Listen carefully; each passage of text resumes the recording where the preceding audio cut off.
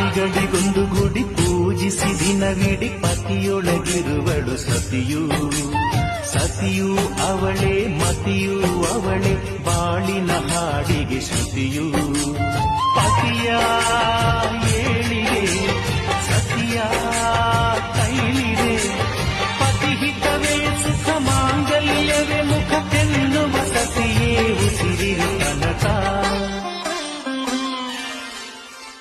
ಸುಮತಿ ಸುಮತಿ ಶ್ರೀಮತಿ ಆರು ಗುಣಗಳೇ ನಿನಗಾರತಿ. ಮನಕ್ಕೆ ಒಡತಿ ಮನೆಗೆ ಗರತಿ.